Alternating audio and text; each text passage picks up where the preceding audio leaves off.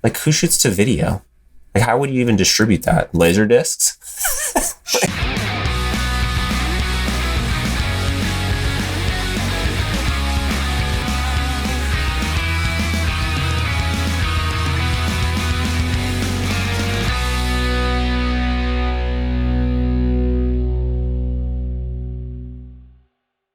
So what are we talking about? This video has been so long. If you can't guess by this point what this video is about, you really don't deserve to be here. So we've kind of self-proclaimed ourselves the expert consumers of GoPros, just because we've been using them for so long, from the original GoPro all the way up to the GoPro Hero 10, and then the Max, which my brother loaned me just because it's cool and it's sitting here, but we've actually never used it, so we're not going to talk about that. Seth used it, but I haven't used it, so that's for a later video. We don't talk about Max. Yeah. But yeah, so we've used all of the GoPros in one form or another from the very beginning, because we've been riding for a really long time now. We've added in other sports like sailing. We do a lot of active things. Shoot B-roll on them too, so we're using them as like cameras, right? Like for photography. And it all rolls up into our channel, right? So we've grown an Instagram channel, we've grown a YouTube channel, we do kind of longer form content. Influencers. Yeah, I don't know, whatever. If you want to call us influencers. I don't know. Instagram still comes out tasting like sand when I say that, but it's a thing. Yeah. We influence people, and here we are trying to influence people again. Well, people at Roots, because we use GoPros so much, people routinely ask us for our experience, and we're happy to share. Right. Yeah. In fact, we would love to share with GoPro directly, so they should probably call us and ask us for advice, because we have lots. I think we have really strong criticisms of GoPro, but at the same time, I think it's still safe to say that they're probably the best action camera on the market. I think power user is where we sit. Like, we use them a lot for professional purposes, but all the way through the cycle of like, not just collecting the footage and letting it live on our computer for forever. We actually process it, like all of you, turn it into content that people consume on the interwebs, if that's the ultimate goal. Right. So it's the full life cycle of shooting like action camera footage. Yeah. Right. From like start to finish. So what we wanted to do in this video is like, the GoPro Hero 10 came out recently. We got it. We've used it. It's like a year old at this point. Yeah. Okay. So they're coming up with releasing the new one. The 11's going to come out any minute. Yeah. By the time you watch this video. We've used all of these, and we wanted to do a review on GoPro. And I think the answer the question that we're trying to answer is it a good idea to buy a GoPro? Is this like, should you do it? Should you not do it? Is it worth the time? Is it too much effort? What's the real experience? Yeah, and what are the kind of the, not risks involved, but what are like the setbacks? Because we've noticed a lot of things with each camera where it's like, okay, this is the Achilles heel of this camera, and we're gonna have to go through it and deal with figure out a workaround. And we're also doing other things like incorporating external audio from things like our Sena devices, and trying to one do of our all kinds of crazy different most things. Watched video is how to do that, actually. So we'll link to that. No, I think it's interesting too that we've been trying to do this video since the Hero 9 was brand new. Yeah, that's we intended to. That's when we first started talking about it. And then the Hero 10 came out, and we're like, all right, let's get on it. And now it's been 8 months or whatever, 6 months. Yeah. I don't know. Well, I mean, every time I think about it, I think about something new that I could talk about. Right. So. Well, and that was my point, is we keep accumulating new little insights about the whole process. Yeah. So I think we're going to try to keep this short. There's a lot we could talk about here. So GoPro, obviously, so the company started in 2002, I guess. The guy funded it by selling beads or whatever, which is kind of cool. I get the startup journey. 2004, I think, was the first camera, according to Wikipedia, which I guess was this one. Yeah, that's the original. This is the original GoPro Hero, wrapped in waterproof housing. I don't even know if they were water resistant. No, so they didn't have. This was the original mount. So was it real? Oh, that's right. Sorry, Oh. Seth. Broke the camera. That's how old it is. So this is a 20-year anniversary. These original cameras. So remember, we've had the 5 as well, which came with the plastic frame. Right. But it wasn't like this. I mean, I guess this is a waterproof case, but Well, this is not at all. I mean, look at this thing. It's not at all waterproof. No. This is like pop out. Oh my god, that's a full-size SD card. yeah. This is taking me back. This is like a cassette tape or something, right? You record it on Laserdisc. Does it turn on? All right. I don't know how. Which button is it?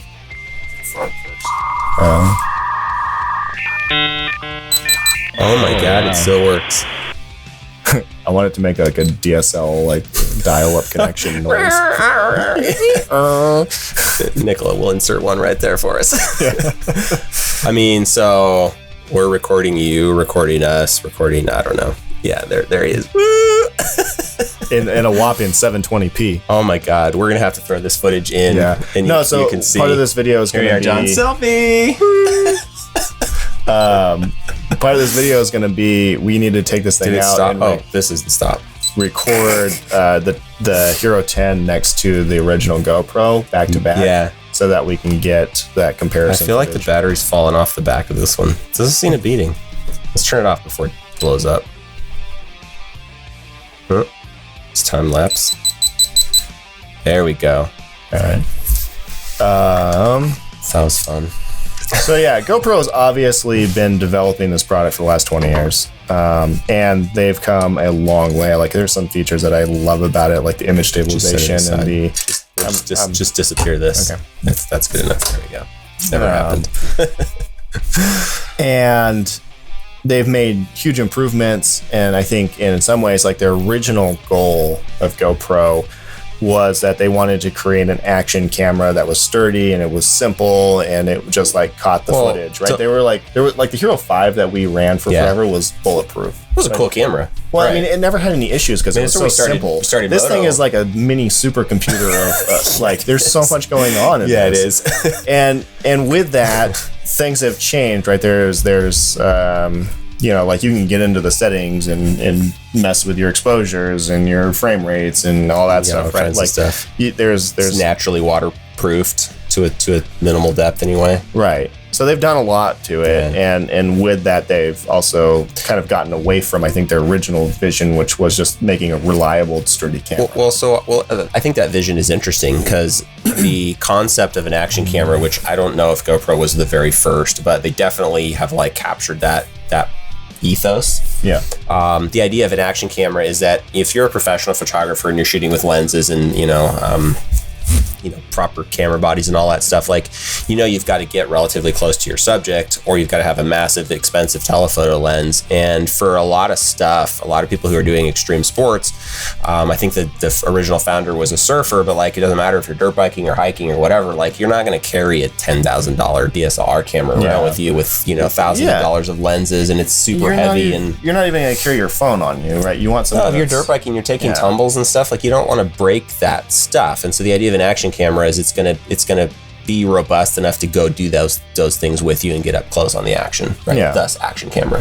I think it's also important to mention too, like we run GoPros because we want to catch funny things when they happen that are unexpected, right? Like Right. ultimately, if you're filming for Instagram or TikTok or whatever, you can bust out your phone when you know something specifically is going to happen. Like you're going to try to do something, you're going to do a hill climb, you can bust your phone out. It's probably going to be better that way. It's The more GoPro straightforward, is right? there because shit happens and you don't know when it's going to happen, and that's why we run them. Because it's robust. It's robust enough you can just turn it on, run it. Yeah. And you never know when somebody's going to go flying or some cool shit's going to happen or the deer pops out or whatever, right? Like you're going to catch the wave. How many times have we gone over the bars and just like gone tumbling and the cameras? You don't plan those things, yeah, right? and it's sturdy. It's not something that is going to break like your phone might or whatever. Yeah, you're going to mount your phone. Actually, we have a user, a power user of our mounts who runs their phone. But I think even phones have gotten too big and heavy, and you don't want to put $1,000 phone on your face either. So. If only they were $1,000 now. Those are the budget ones. Yeah. So let's talk about the good things about GoPro. Like, where they came from to where they are today, like what do you like about where they are today? Like favorite features? I like that they keep progressing the camera. I mean, pretty much I don't know if it's every year, but it feels like every year they've got a new model. I think for casual users, that's really annoying because you've got to go buy another one or you feel like you're behind. Right. But for power users like us who use it, professionally, it's nice that they keep up. Like, a few years ago they didn't have 4K, right? A few years ago they didn't have an HDMI out, or now they've gone to USB-C. So they're like keeping up with the other. Well, they're developing new things, right? They are really on the edge. Like, okay, so this camera has no image stabilization, it's no horizon leveling. It's got massive fisheye effect, 20p. Yeah, like their image stabilization was to make the entire Earth look flat. Like Everest is like yeah. So let's talk about fisheye for a second because it's interesting. So the really wide angle thing, so you're capturing everything that's like anywhere in frame. But to do that, you have to you fisheye it like it's a bubble.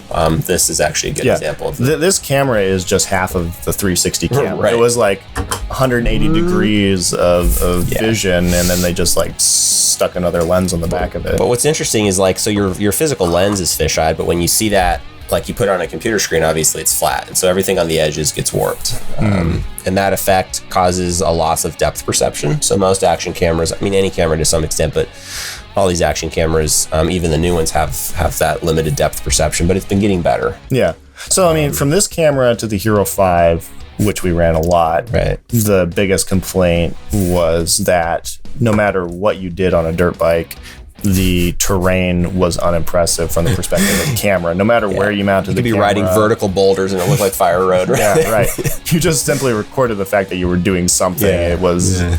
Everyone's like, I could do that on my 90. Like, yeah, you weren't there. Right. And the thing about the Hero 10 is that they have made massive improvements in just the ability to see how big the things are. I mean, it's not perfect, but instead of fisheyeing the entire effect of the lens, what they've done is they're actually solving it with software rather than the hardware, where they're cropping as I understand. Well, the image stabilization is you crop in, right? And then you move your crop around to compensate for camera motion. Right, yeah. Which is pretty cool. And that's gotten so impressive that we've put the Hero 9 and 10 on the front fender of the bike, and it's flapping, riding whoops. It's probably it's moving traveling like 8 inches up and down, just like a whip, right? Yeah, just absolutely moving. And the footage is like bouncing, but it's watchable. Yeah. Right. That's how impressive the image stabilization is coming. Whereas like even the Hero 5 mounted on your head with your head acting as like a gimbal was still, I mean, it was all over the place. Right. It's a little bit hard to watch. So feature wise, like they keep adding stuff, and that's cool. Yeah. I mean, it's getting better. It's gotten so good to the point that you almost, like, we've had people ask us if we're flying a drone that close to the person we're riding, because like I'll ride right behind you. And so stable. Well, it would be 10 feet and it just looks like I'm floating through the air. It doesn't look like you're actually riding a bike. And so you look at it and you're like, oh, that must be a drone, which is a testament to how good the image stabilization is. I think that's probably my biggest favorite feature. Like the horizon leveling is cool. It's kind of a gimmick, but even that takes that kind of reality of like, burning a turn and like you kind of lose some of that when you have the horizon leveling. I think the Hero 10 is almost too smooth. Like you want a little bit of jitter just to kind of make it feel real. People have asked us about that, and I've heard some people say they turn it off because it's not realistic or whatever. But the thing is like when you're there in real life, that jitter is nice because that's how you know stuff's happening, right? Like you're actually riding the bike, right? But the difference is when you're watching that on a screen, you lose all of the peripheral experience, right? And all you see is what's on the screen. So when you're in real life, riding a dirt bike doesn't seem that jittery. Like you compensate for it because you see the whole horizon, and there's stable elements off the bike and all kinds of stuff that kind of anchor you. When all you have is the screen footage, when you're watching this now, you're the YouTube viewer or whatever, and that screen footage is going all over the place. Like it's unwatchable. Yeah, it's not. You don't have anything to anchor to. Yeah. All you see is that crazy motion. Yeah. So you like viewers need that image stabilization. Yeah. Really. I mean, to make it pleasant to watch. Yeah. I mean, otherwise it's just. It'll give you a headache. It will. It's like so jittery. It's horrible. So that's a cool feature. And I think too, like they're relatively, I mean, they're small, compact, lightweight, easy to use. Like I have yet to seriously break a camera. I know you can break lenses. I have, but like they're on most of the cameras with the exception of the older ones. Well, I guess from the 4 or 5 up. The 5, I think, was one of the original one that had the removable lens cover, and then the Hero 8, they got rid of it. They made it, part of the camera, the front frame of the camera, which nobody liked, and then they brought it back on the 9, which was that one, and then the 10. So that seems to be a winning solution for them. But you have to have the changeable lens because they break. I mean, rocks come flying, you drop it, stuff happens. So you need a changeable lens. So I'd avoid the 8 for that reason. It's easier to destroy it. I mean, we both ran it for well over a year and never had an issue with it, but that's also you can get them budget now too, so I guess if you're on a real tight budget, this image stabilization from like 8 and up is not bad by today's standards. Well, even 7, I think 7 was the first one where they had image stabilization. We skipped the 7 though as users. Right, because when we bought the 8, that was the newest camera, right? And we've been basically keeping up since then. We've gone model to model from 8 forward, We jumped around a little before that. Battery life's okay, and we have a solve for that, so that's not really a problem. So that's something I want to talk about because there's the battery life by itself. Like if you're just running the battery, not talking about external charging. I mean, especially on the newer camera. So it was always about an hour before, and now it's about an hour and a half, give or take. Depending on whether or not these enduro batteries. On the enduro batteries, which is a whole thing we'll talk about. Are we talking batteries now? No, let's wait. We're still talking features. No, we're talking about the good things about GoPro. Yeah. So the other cool thing I think that GoPro has done, and I like, is that they've started adding in accessories to their camera. We like the media mod because it allows you to use, it's supposed to allow you to do external charging. Let's talk about that in a minute. External audio. Footnote on that. They had the mic adapter, which was probably the worst creation known to man in electronics. Well, there's some history to that. So it used to be, like if you go back to one of these originals, where is it? It just had our audio in. Yeah, it did. Right, and you could plug in any external mic or whatever. After a while, I think above the 5, like 6 and up or whatever, they went to they wanted to capture that market, and so in order to they took the plug off the camera and just went to the USB plug, and then you used to be like with the 5, you could plug in any USB to audio converter. I think it was USB-C at that point. So you could just plug in one of those $3 dongles. Yeah, right. Yeah. And convert to like get an audio jack, and then you could plug in external mics, which a lot of people do because the mic on all of these is total shit. Like the stock mic is useless. But they chipped that, and so you couldn't, out from like the 6 and up, it's chipped, and you can't use the aftermarket ones, and they charge like $50 for this giant converter that nobody actually wanted. They still sell them. They're crap. Well, and it would stick. Have one. So like on the newer GoPros, right? Like it would stick out. It kind of actually looked like this, right? It was USB-C cable to this big brick. Yeah, to this, and mostly what you do is you plug it into the side and then you like glue it to your helmet. We wound up running it underneath and zip tying it to our mounts. But the problem was it works. First of all, it works. It worked fine. It just was so if you ever hit it, it would just bend the USB-C cable, and it was almost like we went through a lot of them before we finally started going with the media. It was exposed to dust. It was exposed to rain, and it was super fragile. Right. And it's a $50 part that you could break like looking at it the wrong way. I mean, it was ridiculous. And there was no real good way to mount it. And literally all it did was convert from USB-C to an standard audio cable. It was like such a ripoff. I think that marks kind of a shift in GoPro's thinking about how they were trying to capture kind of all of a market with all of the accessories and make everything that attaches to the GoPro proprietary to them, which is arguably not one of the best moves that they've made from a consumer's experience, because it really has, I think, harmed your ability to work with the camera and get the best audio input or video that you would have otherwise. They wanted to become, at some point they decided to become a media company and to try to capture that whole, like to create a walled garden, you know, a la like Apple or Google or whatever, where everything's inside. The problem with that is that there's lots of other things that as enduro riders, many people run some kind of an external radio. There's not a good way to tie that into your GoPro. We have kind of a hacky way to do it. We have a whole video on that. People ask us a ton of questions, but honestly, like we don't even do it that much ourselves anymore because it technically works, but it's so difficult to do that it's not worth it. The best thing I think for us, just because we have this problem, it's the Sena radio, but they're also playing the same game where they're trying to capture their market and they've got their own action camera, which is nowhere near as good as the GoPro. So we're not going to use it, but now you've got two companies that are like, no, you can't use their shit. You have to use ours, and vice versa. Right. So you have this excellent radio, which we run all the time, every ride, and then you've got this excellent camera, and the two are completely incompatible with each other. It's so frustrating. You do have an audio input here, right? Yep. And that it seems like the best way to get audio from this thing would be to put a high-end lapel mic inside of our helmet. Run that and then talk through the Sena, but then have a lapel mic as an audio input to the camera. This is the media mod, which is like an $80 part, so it's also kind of expensive, but it's actually really useful and it's robust too. I think the biggest thing is they put the plugs on the back, so they're not sticking out to the side to get bent when you hit branches or whatever. They're like snugged up behind the camera, well protected. And it's a good platform, I think, to allow you. I mean, first off, it comes with a mic, and this is for mic.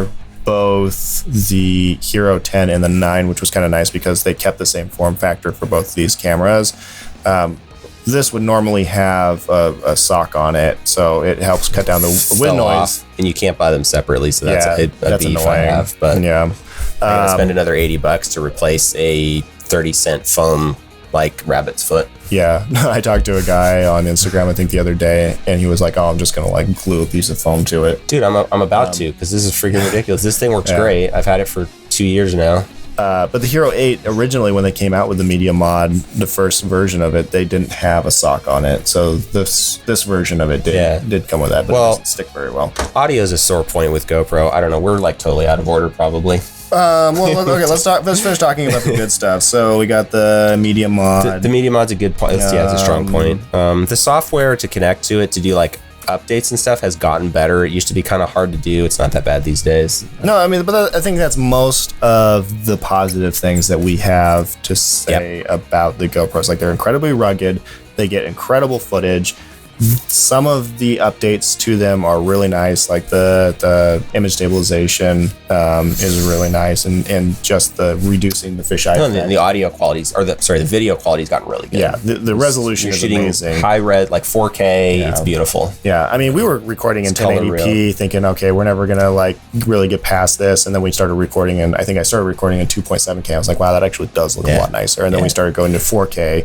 But that introduces problems down the road with the post-processing and what you do with all that data once you've captured it. So, but the video is amazing, and I think 4K is absolutely the way to go now. I think computers have gotten faster, internet's gotten faster. You can manage it. Yeah. It's just you got to wait for the rest of the infrastructure to follow the cameras, because cameras are they actually shoot 5K. We're not using that. Nobody can see it yet. There's no point right now. Yeah. So let's jump into the bad. When do you want that? Can we start picking apart? Yeah, let's. The firmware is buggy as hell, and it destroys a lot of the user experience. Yeah, there's definitely. The use case for GoPro is that you run it as an ambient camera, because you don't know exactly when you're going to fall or do something amazing, or your friends are going to be cool or fall or whatever. You don't know when you're going to get rocketed in some. You want to catch the random shit that's going to happen, right? So that's it's an ambient camera, okay? The problem with that is the firmware is super buggy, and half the time you will actually not have your camera running for any number of reasons. Yeah, so it's crashed. It didn't start when you thought it would. The battery died and it didn't tell you. The plug came out. It crashed. So our ultimate scenario. Did I mention it crashed? The perfect world for us is we turn on the GoPro. It turns on, it starts recording, and we can leave it recording for about 12 hours and not have to think about it. We can turn it off and on if we want to. It's just going to turn on. It's going should turn off when you want it to, should turn on when you want it to. Yeah. And that absolutely doesn't happen. I think it happened the best with like the Hero 5 because we ran that a lot. And at that point, we weren't doing a lot of external charging. Right. But basically how we're accomplishing that is we're using really large SD cards and we're using external power so that we can charge the battery while it's running. And the GoPro will just last. So we get a 25 milliamp hour. An external battery bank. Pack. And you can run the GoPro off external power. Right? Yeah. Well, in theory, you should be able to, but they say it's not officially supported, although now they're getting into batteries. So they're probably going to chip. They're probably going to release their own external battery pack that'll last. No, and it's going to be chipped, so you won't be able to use other external batteries eventually. That we've seen that model from them. But for now, you can run external batteries, and you can basically run the camera for. I mean, you could if you got a 1 terabyte card, you could probably run it for 24 hours. Oh yeah, without turning it off. And even the Hero 10, like with some little minimal airflow, it doesn't overheat at 4K. I mean, we've run it for 6 hours straight without any issues in the sun on the trail. Yeah. So, as a side note, we definitely have had a hard time like consistently accomplishing that goal. We've had to find so many workarounds to get the camera to do what we want it to do, and it's like, okay, we've got it there. Let's not touch it. Don't do anything to it. It's like anxiety inducing. So we have this whole setup where we run it off the external power and everything, and it works. But like, it's to the point where if you get the camera running at the start of a ride, I literally don't take my helmet off so that I don't have to unplug it, so that I don't have to turn the fucking thing off, because you don't unplug the camera. Like if you got it working on the once it's recording, power, don't touch it again until you're done riding. Yeah, God and you knows hope what'll you happen. don't like rub up against a bush and it gets unplugged on. Yeah, because it's no. I mean, if you jiggle the power plug, it will revert to running on the internal battery, and then it will die, and you won't notice. Yeah. Sometimes when you stop recording after several hours, it crashes and doesn't save the last few clips. Sometimes it straight up doesn't start recording when you think it does. So we always like cross check each other at this point now. Like, am I actually recording? And like, you have to check closely because it'll beep like it started and it'll look like it's recording. Something will be on the front screen, but you'll realize it's frozen. Yeah. And so you have to actually like watch it start to count the record time to know that it's like really recording.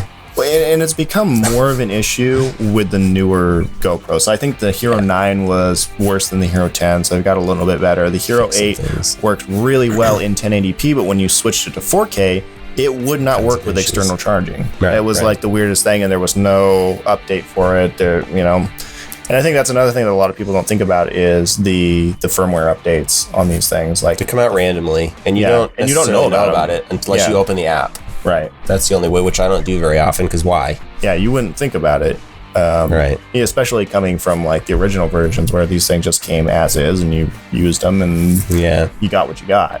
Nowadays, it's like buying a computer. You got to update Windows. Yeah, there's operating system updates to it effectively that you have to do periodically to keep it working. And sometimes those break things. Like when the Hero 9 first came out, they actually broke the mic adapter connection. So they disabled it in the first version of the firmware, and you literally had to update firmware day one just to use like your accessories. So there's because they kind of rushed that a little bit. They definitely rushed it. So I think let's dive into that a little bit, because like what we're actually experiencing and then how we're solving it. So like with the Hero 10, basically what we have to do at this point is plug in the external power with it turned off, give it like 10 seconds. Camera turned off.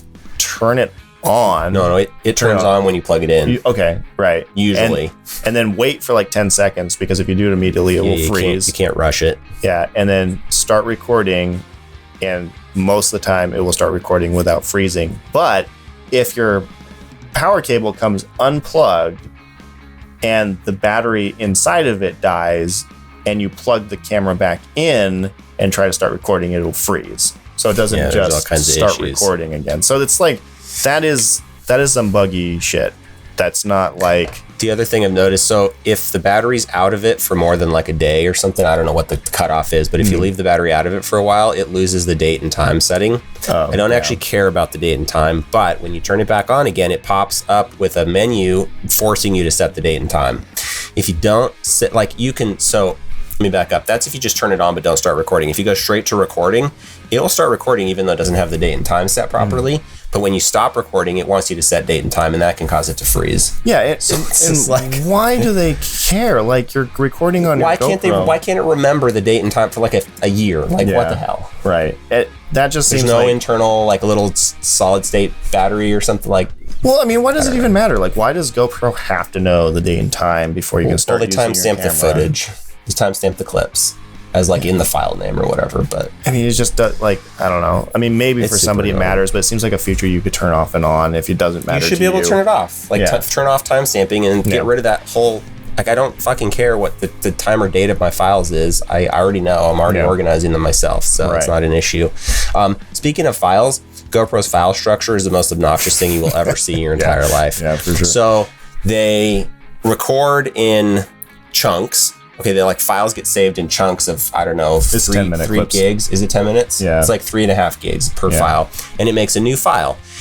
You would think it would be like file 1, file 2, file 3. It's not. It's file 1, and then it's file. So they have like a 4-digit number. Yeah, it's file 1005 or file 1001, file 1002, file 1003. But it's not. If it stops and then starts again, it's the first digit that changes. So it'll be like file 1001. That's like your first starting file.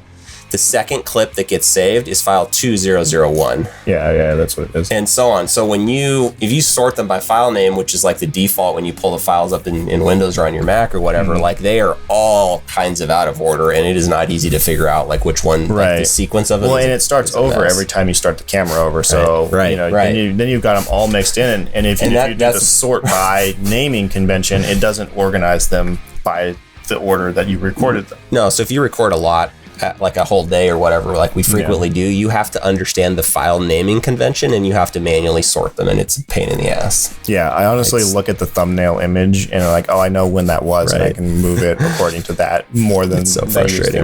Their naming convention. There's no reason for that. They could easily fix it. It's like archaic.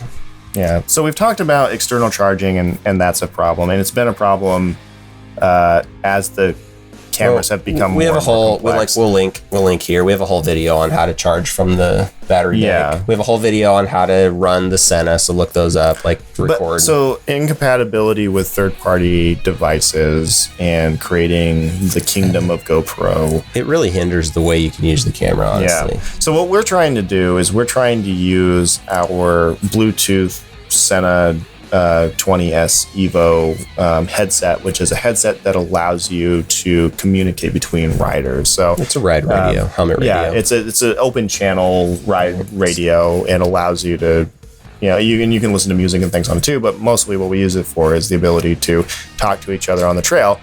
What they do really well is it's duplex. Canceling. It's two-way communication, so it's always open. It's not push to talk. So we're chattering the whole time we ride, basically. Right. Yeah. It's like the ultimate for shit talking. Yeah, it's great that you can have, right?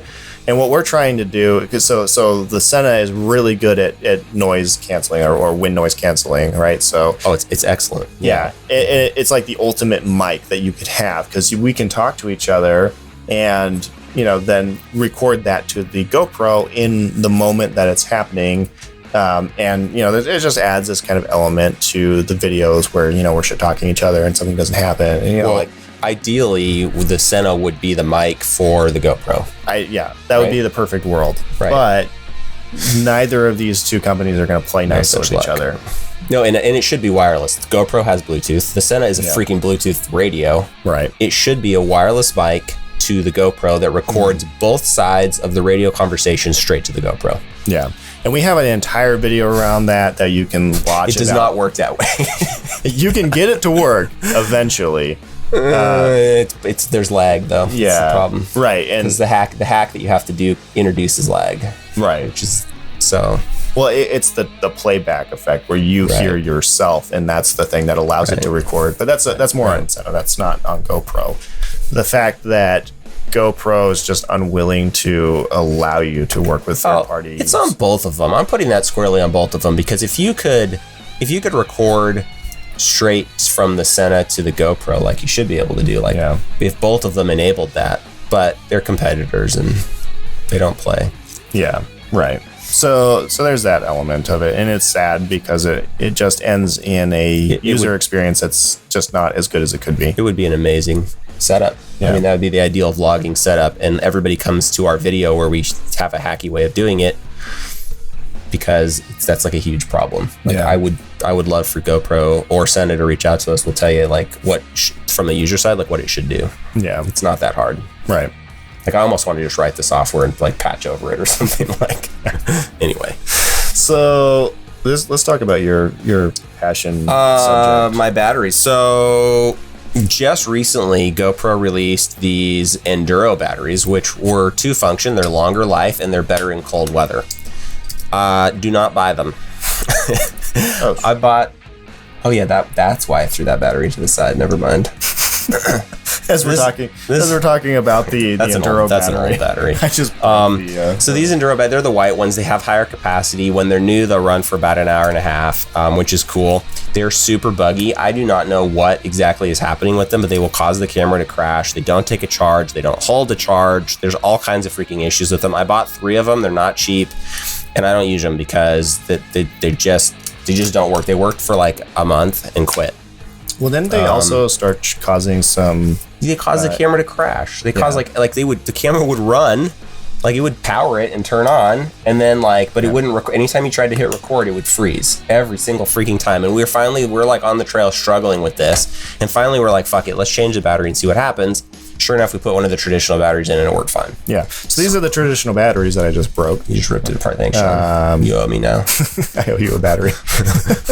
I was just pulling it out to show like these are the blue ones. These are the originals. These are the originals for the 9 and 10, and they work fine. But they only last 45 to an hour, 45 minutes to an hour ish, depending on how much and they don't hold their charge forever. If they sit around, they're at 90% and whatever. But I don't know. We solved that with an external battery, so I don't care that much. My big beef with these enduro batteries is that they actually will crash the camera, which I don't know how a battery can power it and crash it at the same time. I did notice that you won't be able to see this on camera, but the little separators break out, and maybe that's the problem. Maybe they're crossing pins, but like, what the hell? The physical thing is breaking. Yeah, it shouldn't be that brittle. It's ridiculous. So for now, I would stay away from the enduro batteries, which is a shame because the hour and a half battery life was cool. Yeah, it would be really nice to be able to have for the same size. And I mean, we really think of batteries as like a fail-safe backup.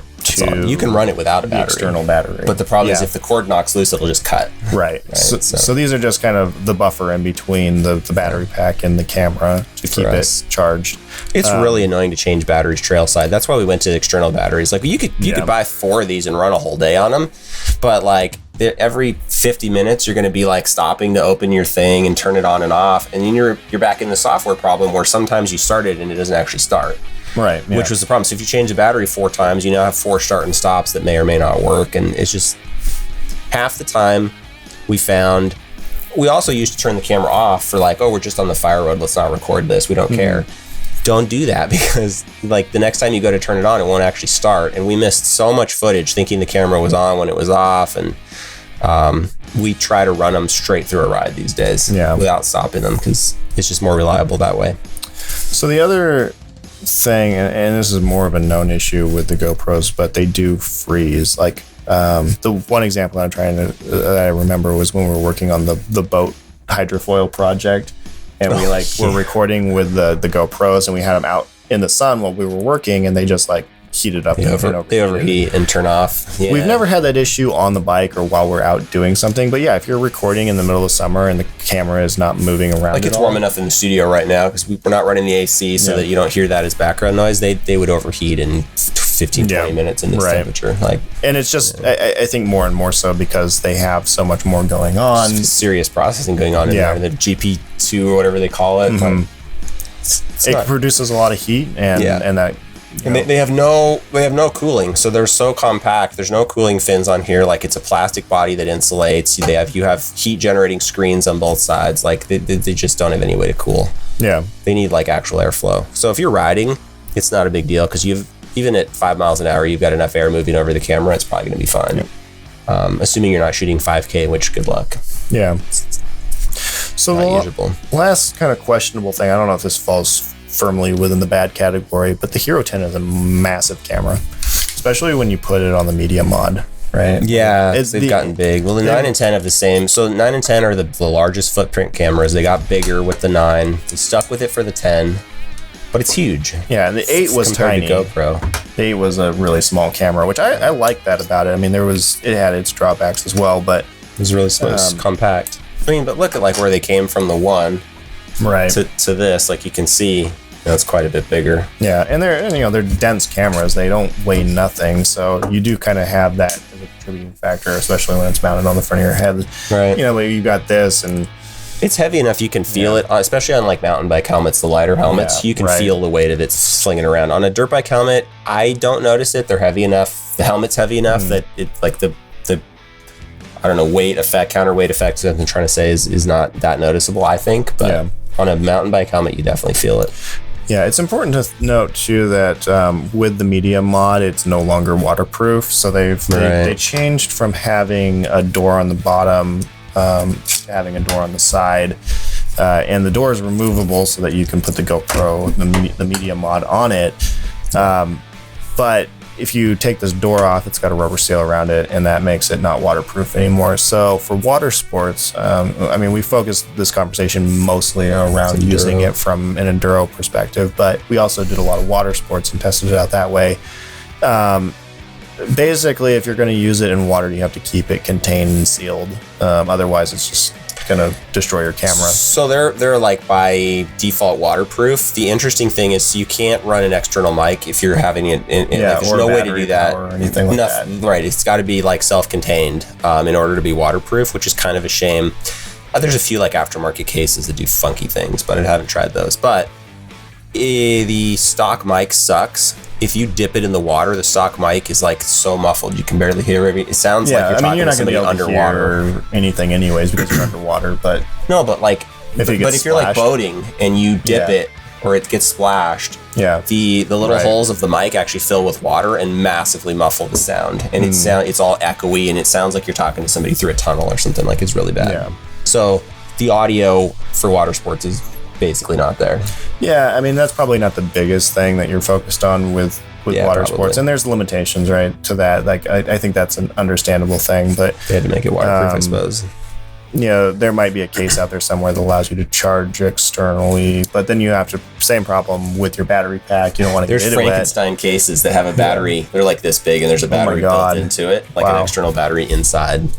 Okay, so I ordered one from Alibaba. I'm going to try it just for fun. There's some third-party cases that probably won't be available to you after GoPro figures out the third-party charging issue. Right. No, yeah, they're going to chip the battery for sure. I'm almost guarantee you that's coming with 11 or 12 or whatever. You will have to use GoPro batteries. Speaking of, there are third-party batteries, like internal batteries. Don't bother with them. They're terrible. I've never found one that lasts more than like 20 minutes and they don't allow you to recharge them. Like the battery itself dies and it just won't hold the charge. Right. Yeah, you plug it in, you're like, okay, I'm good to go, 100%. And then like 10 minutes later, you're like, oh, it's beeping at me. I've tried a bunch. Like you can buy them on Amazon. They're cheap. I do not recommend them. It's worth the money to buy the original GoPro batteries. They're pretty good quality. Not the enduro ones, but the stock ones are pretty good. Yeah, you get what you pay for. They last. As long as you're not paying extra for the enduro batteries. If you're going to buy accessories from GoPro, it's worth the subscription too, because it's like, I don't know, $50 a month or whatever, or not a month, sorry, $50 a year, but you get, I think 20% or 40%, something pretty big discount off of accessories. And if you buy the media mod and a couple of batteries or whatever, your discount has paid for the subscription, and the subscription's got some features too if you care about like backing up or whatever. Well, and it also is insurance on your camera, so you can replace up to 2 per year, which is nice, but it would really only be worth it if you were actually going out and doing some stuff with. Right. You might have an issue. Caveat on that, there's like a what do you call like a copay or whatever to that. It's like insurance with a copay, pretty sure. Yeah, they don't tell you that. Yeah, and you got to ship it back to them. There's like a whole thing, but I mean, if you destroy $400 if you physically lose the camera, like if you dropped it in the ocean, doesn't count either. You have to have it to send it back. Oh, so you have to have like there's a core charge essentially. Basically, you have to send them one for them to ship you another one. I'm pretty sure, and I'm pretty sure I don't remember. I've never like actually. If you lose your camera, you're fucked. Yeah, good luck. But it's interesting to talk about the subscription really quick as like an end thing because GoPro is definitely trying to become a media company. The recurring revenue of like a SaaS model is intriguing to them financially, and they want to turn into a media company. So their hardware is just sort of enabling this suite of services that you subscribe to. I wouldn't be surprised if one day you just subscribe to the camera and it's like a component of the SaaS product. And it comes with like video editing software and like data backup. They do. Cloud services. They have cloud. They have cloud backup. The cameras, in theory, will automatically back up over Wi-Fi, like at your house or whatever. I don't know. You have to leave them on, so that's stupid. But like, you can back up to the GoPro cloud. They have some very rudimentary video editing on the phone app. Yeah, I guess if you only had a phone and you didn't have a laptop and you had no idea how to use a computer and you wanted to buy entirely into one ecosystem, you could do it that way. You could store footage on their cloud. You could edit it. It's very rudimentary again, but you can like at least cut clips. Yeah. And then you can post to social media like all through your phone and using the GoPro cloud. Like there is a model where that works. We don't bother with it. We use proper editing software, but I don't know. Maybe that's like the power user angle. If you're much more casual, I could see. Yeah. Lastly, okay, so this is not. I think we're off to the bad parts of this. We're just talking about other things to know about GoPros. Random things, yeah. Yeah. What's the experience like? It's part of what we need to. Yeah, well, so there's other features, right? So one of the things I wanted to mention was that, in the age of social media, we're consuming content on our phone screens in a horizontal or vertical format more and more. And one of the things you don't really think about, because most people think about GoPro and you're recording it in this 1920 by 1080 frame, right? Well, it's like watching 4K a TV. is 4,000 by whatever, 4,000. Right, the aspect ratio, not necessarily the pixel resolution. Yeah, so it's the widescreen. Yeah, right. But if you turn your camera on its side, it will record natively for the phone screen's aspect ratio, which is really cool. We check out our video on that. We have a whole video on recording on the vertical format. Check that out. So if you are recording for social media, or if you don't care about long form content, you may want to think about GoPro in turning it sideways, because that's a lot easier and you don't have to crop, and you get the entire 4K resolution works well contained within your video rather than having to cut out most of your pixels. So it's a really good way to. Well, the cameras auto rotate to the side if you before you start recording, not while you're recording, but if you turn them before you start recording, they'll. Oh, is that a thing? Does it freeze if you don't do that? No, but if it locks when you hit record, it locks the aspect ratio. So that if you like tilt your head, let's say, it doesn't like pivot. Okay. Right. Yeah. So you got to do it before you start recording, and then it'll lock in that ratio or whatever. Yeah. So, but it works really well. We do it quite a bit for that. And, that works well. So more recently, what GoPro has done is they've incorporated screens, right? So if you look at the original GoPro, there's only one screen, and this was just a recording screen. It was like on or off. Yeah, right? it just tells you if you're recording, or if you're in like picture mode, or if you're in video mode, or time-lapse video. Nowadays, you buy a full-on computer with a screen. It's a lot. They added a selfie screen to the front of it. Yeah, right. Which, I mean, I don't understand that. So it's not bad if you're shooting stuff where you're talking to your camera. Like I was doing some of that earlier today for some studio stuff. The really annoying part of it is it's cropped. So it's a square of a widescreen, and so it crops to the center, so you can't actually tell what's in frame or not looking at the front frame. I think there's a setting to change that, but I don't know. It's annoying. Do we have any thoughts on the user experience of the software itself? The features of the software are not bad. The settings are relatively intuitive, in my opinion. The touchscreen's pretty terrible. It's gotten better. So the 9 started out with an almost unusable touchscreen. The 8 was okay. The 10's usable. It can be a little sluggish to respond, and it's sometimes like you gotta drag it down all the way to get to the back button to get out of a sub menu, and that's not intuitive, right? Because they hide the back button at the top, and you're like scrolling around, and you gotta like drag it down an extra time, and it's like bouncing. It's like, but for the most part, like just some frustrating things. You play with it for like 20 minutes when you first get it. You figure out, okay, this setting works well enough. I think the only time I've ever used, you can change all the like wide, narrow, whatever. There's like a whole bunch of video settings, right? Right. Yeah. There's settings built into the camera, but like you set it and then you don't think about it after that. Like I think you're still mostly using the turn on button, the record button, and then like the features that are built into the camera screen. Speaking of settings, so we are mostly shooting narrow these days because it eliminates some of the fisheye. Yeah. So you don't have as wide of a footage, but it used to be that narrow was just so bouncy, right? Like, like you wanted to get that wide point of view so that you didn't seem as jostling, right? But nowadays with the image stabilization, you can record in narrow, and it makes it feel more real, while still not giving you a headache. But you can change like the frame rate, like we record in 24 frames a second because that gives you some natural motion blur. If you wanted to do slow motion stuff, you'd record higher. They have slow-mo settings. Honestly, we pull our phone out to shoot slow-mo because it's way too hard, especially if you're running it on your helmet, to like tilt it, start changing settings, or take it off. Like you're not going to do it. Yeah. I think ultimately though, like what you're looking to do with this camera is the same thing you were looking to do with this camera, right? Set and forget. Yeah, you don't want to think about it. And I think that they put a lot of marketing and like effort into that feature. Like it should be usable, but I think ultimately what the consumer wants, especially if they're consumers that are just going, if you're a user of a different type, somebody who's not into action sports, or somebody who's using this as like a selfie camera. You're gonna shoot your phone though. Phone cameras have gotten so good that I don't know if you're into sports that aren't going to destroy your phone. Why would you carry a GoPro? Like that, if that's the question you came to this video to answer, like I only use a GoPro because I'm not going to put a phone on the face of my helmet because it'll break. Yeah, it's sort of a shift in their thinking, right? Like they're trying to expand their audience they're trying to take it over the phone's space, right? You look at their most recent marketing, right? They've got the awesome shots of like flying the Red Bull plane and like jumping a dirt bike and, side by side or whatever. They've got all the action spots, and then they've got like, the couple on the beach. My friends and my family at the beach. I'm like running with my camera. Nobody buys a GoPro to do that. It's a waste.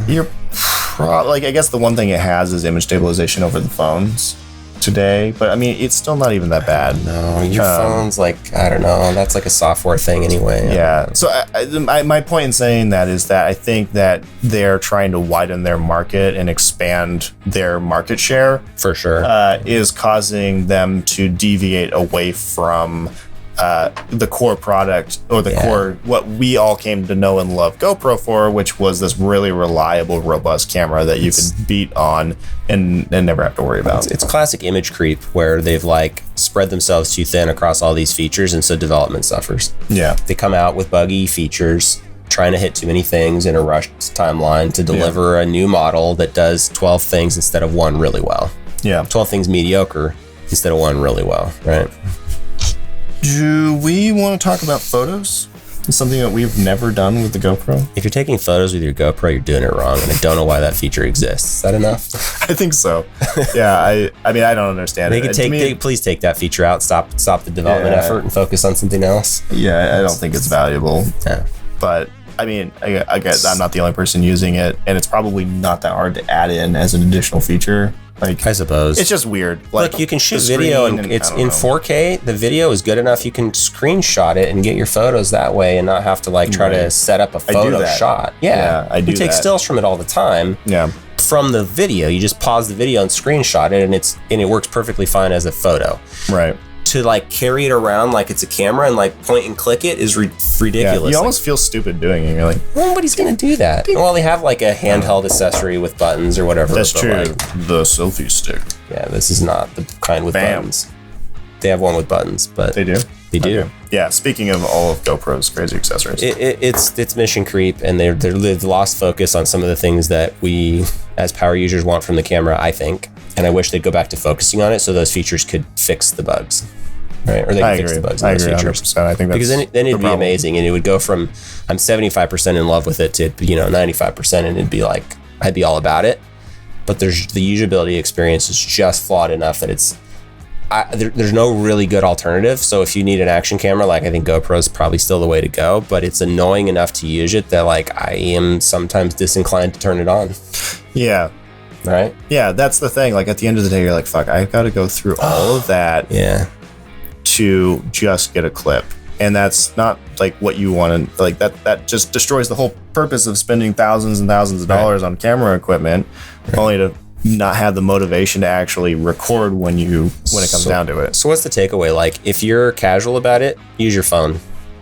Yeah, you need to be serious about an action sport that would destroy your phone before it's worth hassling with a GoPro. And if you are in that camp, GoPro's the way to go. Yeah, I think there's one last part we need to talk about, and that's like what happens after you get like the full user journey. We haven't gotten the life cycle. Yeah, the life cycle. We need to end it on like, okay, you've got 4K footage or 5K footage. You've now hundreds of gigabytes from like a day on the trail. Yeah, right. Realistically, easily. And okay, so we're both recording. We could come away from a 4-hour ride with like literally, I think between us easily like 100 gigabytes. Yeah. Like a shitload of footage. Right. It's to the point where you put it on your computer and you go on a ride once a week for a month, and your computer, like my computer's got a terabyte of space on it. Yeah. And it's like, okay, you gotta do some serious file management. So you can hold like a couple of weeks worth of rides on the computer, and then you've got to put it somewhere. So we cold storage them, and then we eventually delete them. Yeah. I mean, what do we ultimately wind up doing? We take our footage, we go through all of it, because we remember it fresh in our heads. I'm sorry. Okay. GoPros come with a 32 gig for SD card, which is a fucking joke, because you will fill it in like 5 minutes. So we typically use what, 512? Shooting half terabyte cards. Yeah. And that gets you what, 12 hours in 4K? Something like that. Yeah. So I mean, you have to have a serious. But like, it's you go ride for 6 hours or whatever. Yeah. You've got to clear the card afterwards. You can't do 2 long rides on a half terabyte card. Yeah, I mean, you can buy terabyte cards and whatever. You spend whatever 120, 140 bucks buying a new card, and you could do it. But like, yeah, we've got, I don't know, probably dozens of cards between us. We do. We've got cards floating everywhere. I carry spare cards just in case they go bad. He carries them for me because I'm always forgetting to kills my. This cool little like WannaBes powered little case that I got on Amazon. That's awesome. Recommend. So you have to carry extra shit too. That's like we have. I mean, you should see but we didn't talk about what goes in the bag. But like, I carry this box. GoPro's kind enough to send with their new cameras, but it's filled with like extra cables and extra batteries and extra SD cards and extra side doors and extra screws, and it's like a full-on production. Anyway, you were saying. I was saying what we do with the footage, right? So like you were saying, we cold storage the stuff that we want to keep, and it adds up really quickly. Like we've got many terabyte, 8 terabyte external drive that I cycle maybe every 5 and a 3 6 months terabytes, and then we've got a ton of online storage for transferring it to our editor back and forth. That's a whole thing. Good. So you want to tell the story about Dropbox? Yeah, so we can store like several terabytes locally, but we use an editor who's in Croatia. And he does a fantastic job. Thank you, Nicola. Shout out to Nicola. If you're looking for an editor, his contact links are down below in the description. Does an amazing job. But like, we don't have time to edit all the footage. So that's part of the life cycle experience. Like you have terabytes of footage. You're not going to go through it unless you have a professional editor who can help you with that workload. And then you got to transfer it back and forth. So we use Dropbox to do that. And as part of Dropbox, like we pay for a subscription so we have sufficient storage to hold a couple of videos worth, which is all he's working on at one time. And then, we delete from both sides or whatever. Well, what Dropbox doesn't tell you in their subscription like details is that you actually have a transfer limit and not only like a storage limit. Mm-hmm. And we actually the other day hit the transfer limit, sending, Nicholas sent us a couple of finished videos. I sent him a few raw files, and all of a sudden he couldn't access the links anymore. And it took us a minute to figure out what was going on. We'd hit the transfer limit for like the month. So we're now with a professional subscription to Google Drive, a professional subscription to Microsoft OneDrive, and a professional subscription to Dropbox, and we use all 3, and we still can't cold store everything that we have on those services because we just don't have enough space. So we end up throwing stuff away every year. Right. We throw away terabytes of old footage. Well, I mean, and we do it almost immediately. Right. So that's what I was getting to, is that The first thing we do, we get back from a ride and we go through all of our footage and we're like, oh yeah, I know where all the funny moments are that I wanted to go back and collect. Cut your footage right away if you're doing it yourself. So we go and we skim the footage and pull out the clips, the things that are important, because at this point, most of our content, action clips for us seem to do better on platforms like Instagram and TikTok and Google's or YouTube Shorts. It's where it's all gonna we end up. originally got into like creating ride videos, and we may go back to that one day, but for right now we're posting all of our action clips on it's all going on Instagram, short form content, right? Routine posts. So we'll go through and we'll clip like minutes worth, and we'll get as many as we can from each ride, and then just go and delete the rest of it, because it's just not worth it to keep. No, so we'll clip, I don't know, from 4 to 6 hours of riding, I might clip 20 clips or something, which is a lot. We post daily, so that's like a month worth of posting almost. And then that way we'll have, after you go ride 2 or 3 times, you've got stuff to mix and match. Yeah, right. You've got a bunch of footage you can work with. Right. But like for it to be manageable for both of us, we have to go through it, find what we want, and delete it. You throw away. So you come home with 100 gigs of footage. You're going to cut a few like 30-second clips out of that and throw away the rest of it. Yeah, essentially. I think the other reality to owning a GoPro is that you have to actually have a camera that, or a computer of some sort that can keep up with that, right? I've got a relatively like decent desktop computer, and in Adobe Premiere, scrolling 4K footage, it will still like lag behind. Yeah, I've been pretty happy with my Mac. It's an older Mac, but it was a higher end one at the time, and it works really well, I think, for the video stuff that we do. But still, like, you're looking at spending at least $1,000, if not at least more, on a computer just to get something that's good enough. If you're doing your own editing. Yeah, especially, and that's not including editing. That's just like managing the files, right? Then you've got to get video editing software, and you've got to be able to manage anything that. Really good you got to pay for. Adobe Premiere is the way to go. But there's what's the Apple software? iClip. They have something, but it's not use Premiere or one of the other. Like I use Camtasia just because it's. We'll upgrade you one day. I know. I just don't want to learn another software. Adobe's the standard, but like it's professional software and it's not cheap. It's like a $50 a month subscription for like their suite. So. Right, but that is the reality of owning a GoPro. There's more too. There's more, because if you want to actually post it or you want to share the footage in any kind of quantity with anybody, you've got to have an internet connection that's capable. Like you're up in the mountains on dial-up. Right. I get on my I go spinning. It's pedal powered. To get my internet cranked up to 10 gigs. So our video editor, like Nicola's got a decent connection. So I usually send him the stuff that we're gonna send him, because it takes too long on John's mountain internet. Mountain internet's like, it's got the beard and everything, and it just walks kind of slowly. But like what I have a 2. Oh God, I'm getting tired. I'm totally blanking on the you have 2 gigabit. I have a 2 gigabit connection to my home. I have fiber to the home. I have a 2 gigabit connection. And so I relatively quickly can transfer files. But even still, like if you're pulling a half a terabyte off a memory card, you got to go sit it on the computer, and it's, I don't know, a half hour or whatever to transfer to the computer. That's the transfer speed off of the It's like USB 3 based, right? Yeah. So just to get it on the computer to edit it, and then like you got to upload these like. Well, there's several gig YouTube videos by the time they're done and compressed and shortened, and like just think start to finish, everything is huge and slow. Yeah, that's the takeaway, right? So and it's not getting better, right? Like next thing, it's going to be 6K footage when the screens start. Out. Well, they're already shooting 5K. Monitors are going to catch up. Like we're going to have to keep up, and those files are I can't even fathom. Like at some point, the resolution of the screen is better than what your eyes can see. There's this whole ecosystem. I mean, you can see all the stuff we've got on the table. That's very small. 90% of the capture side of this whole thing. To do anything with the footage, there's an entire back-end ecosystem. You are thousands of dollars deep. And if you really want to make good-looking videos, you're probably paying an editor.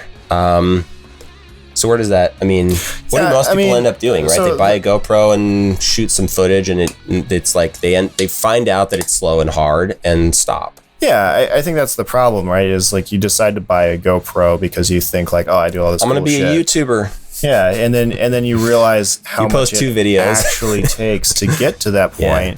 Like, and if you're gonna, we started editing the videos ourselves, and the reason, thank you, Nicola, for all the work you do for us, because you are amazing. But like, I've sat behind a computer for 12 hours straight, an entire day. I think Nickel is faster than we are. Oh, I'm so slow at editing, and I have no vision. I have no like storytelling capabilities. Like it takes somebody that's just to cut it. Just to cut the interesting stuff out of it, not like transitions. Well, and then put it all back together into something that like is something that anybody's going to want to watch at the end of the day, right? Like that takes a serious. That's you have to like storyboard it. You've got to do transitions. You've got to cut in like B-roll footage, right? You're movie making at this point before anybody's gonna, and even then, chances are like very few people are actually gonna watch it. At this point, the standard's high enough as like take YouTube for example, right, where you're probably gonna put the most amount of effort into your content to create good content. The standard is pretty high for like videos that people are creating, right? You're competing with people who are really good at creating content. Even the stuff that's like viral, authentic content, like half of that stuff is carefully edited. Like it's just that's how it goes these days. Yeah. So with all of that, like, I mean, it comes back to what we started this video with, like, is it a good idea to buy a GoPro? Like, what are you actually getting into? Because I feel like we just word vomited all over people for an hour. But what's your point? What's your purpose in doing it? Well, you need to know what that is. Yeah, like, you need to know kind of what you're getting yourself into, and then, like, the level of commitment it takes to actually go from, I just bought my first GoPro, or maybe I just bought an updated GoPro from an old one, and I want to get back into it. I want to start filming, because I feel like we hear like guys like look at us and they say like, oh, you guys have been doing this, like, oh, you have 20,000 subscribers, like we want to do that. I can't tell you how many people I've heard tell me like, oh, I should buy a GoPro and I should start doing that, because like I see you guys doing it, you're doing it well. Like, I think everybody's like, well, I ride pretty well, why am I not a YouTube star? Right. Like, that's all because it takes. it is so much more than just strapping a GoPro on and then throwing clips up occasionally. Like, I would say that the like Instagram is probably a lot easier, because you clip the, you can ride it. Even there, look, we've been doing it for almost 5 years now. There's a whole other thing with algorithms and growing on social platforms. That is a pain in the ass. It's not. Don't get us started on the influencer side of it. Yeah. There's no science, right? It's all luck, and good luck with it. Yeah.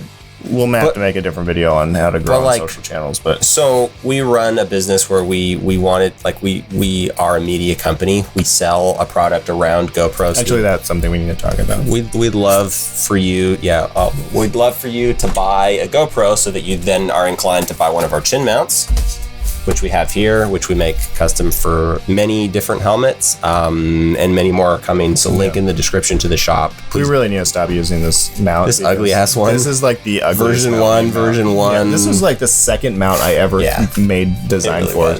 They've gotten a lot better.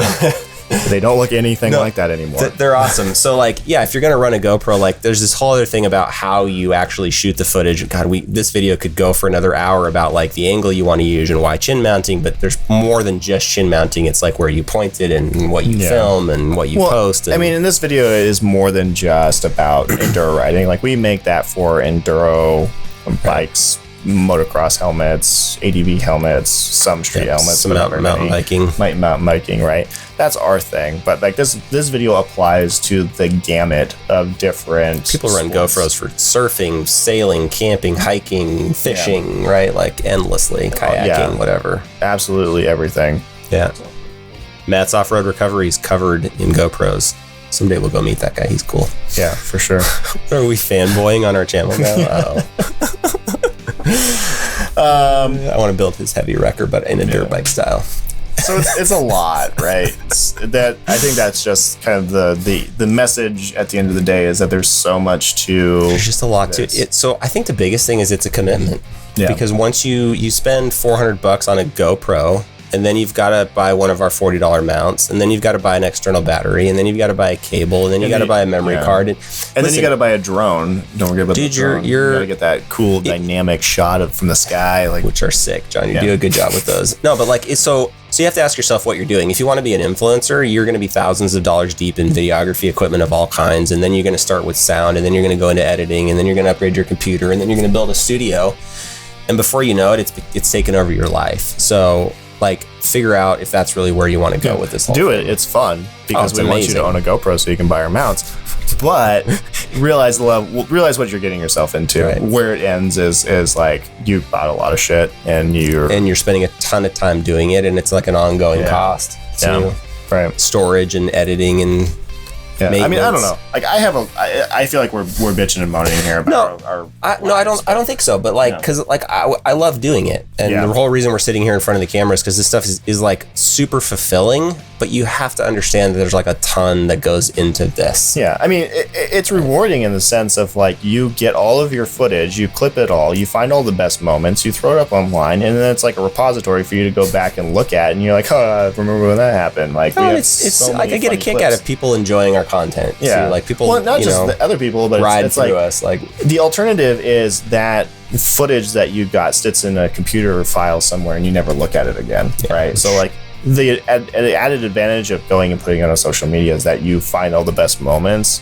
Like, there's a lot of boring stuff. You're probably not going to care about the 3 hours of fire roads that you did to connect. So cut all that stuff, right? And post the exciting parts. Right. That's what I'm saying. It's like, it's all about, the processing the full journey from start to finish, and actually getting all of the value of the footage that you got, right? All the funny moments and that kind of stuff. Which is extremely valuable when I'm old and I can't do the shit anymore. I'm gonna like want to go back and look at that. We're gonna have all those clips, yeah. So the clips are the one thing we do save like eternally. They get stored forever. All the little clips we cut get kept and not dumped ever. At least not yet. Yeah, we haven't gotten that far. Yeah. Oh, and we're 4 years in. So I don't know. Influencer life for the win. Yeah, I mean, I think there was some good information there to know about GoPros. Probably, and, maybe. Buy them out, and if you have any questions or thoughts, or do you think we just talk too much, tell us in the description. Please tell us we talk too much, because what you'll actually be doing is telling the algorithm that we're worth watching. So troll away. Yeah.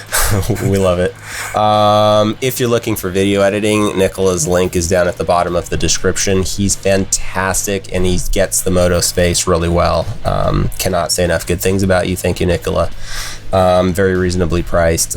We spend quite a bit, but that's because we run a business doing this. Yeah. I think that's it. Check out our store. Check out our Instagram.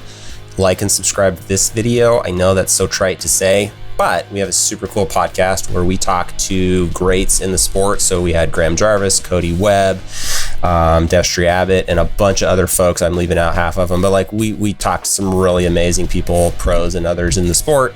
Those podcasts are a ton of fun. You can find them here on YouTube. You are also on Spotify and Apple Podcasts and all that if you're into those things. But like and subscribe because you don't want to miss those. They're fun.